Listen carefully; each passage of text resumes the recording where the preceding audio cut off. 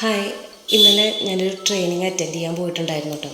അത് നമ്മുടെ ഏകജാല കേന്ദ്രയുടെ career കൗൺസിലിങ്ങിൻ്റെ career mastery എന്ന പ്രോഗ്രാമിനാണ് അറ്റൻഡ് ചെയ്യാൻ പോയത്. കളമശ്ശേരിയുള്ള കേരള സ്റ്റാർട്ടപ്പ് മിഷനിൽ വെച്ചിട്ടായിരുന്നു ട്രെയിനിങ്.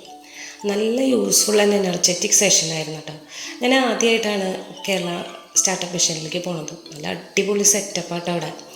മോർണിംഗ് തന്നെ ഒരു പോസിറ്റീവ് വൈബായിരുന്നു. കേരളത്തിൻ്റെ പല ഭാഗത്തു നിന്ന് കുറേ കൗൺസിലേഴ്സ് ഉണ്ടായിരുന്നു അവിടെ. അവരെയൊക്കെ പരിചയപ്പെടാനും ഇൻട്രാക്ട് ചെയ്യാനും ഒക്കെ പറ്റി.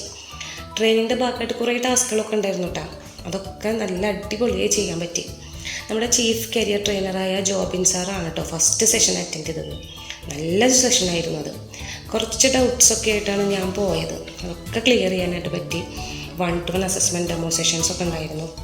ഒരു സ്റ്റുഡൻറ്റിനെ അസസ് ചെയ്യുമ്പോൾ എന്തൊക്കെ കാര്യങ്ങൾ ശ്രദ്ധിക്കണം, പാരൻസ് എങ്ങനെ ഹാൻഡിൽ ചെയ്യണം തുടങ്ങിയ കാര്യങ്ങളെക്കുറിച്ചൊക്കെ വളരെ സിമ്പിളായി ഡീറ്റെയിൽഡായിട്ട് തന്നെ സാറ് പറഞ്ഞു തന്നു കേട്ടോ. ഡൗട്ടൊക്കെ ലൈവായി തന്നെ ക്ലിയർ ചെയ്യാനും പറ്റി.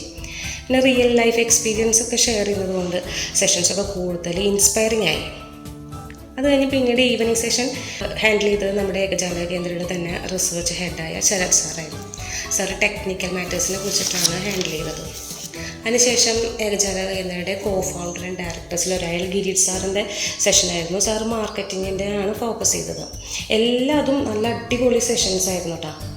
ഒരു 2-3 സെഷൻസ് കഴിഞ്ഞപ്പോൾ തന്നെ ഒരു ക്ലിയർ ഡയറക്ഷൻ കിട്ടി. അതിനുശേഷം സർട്ടിഫിക്കറ്റ് ഡിസ്ട്രിബ്യൂഷനൊക്കെ ഉണ്ടായിരുന്നു.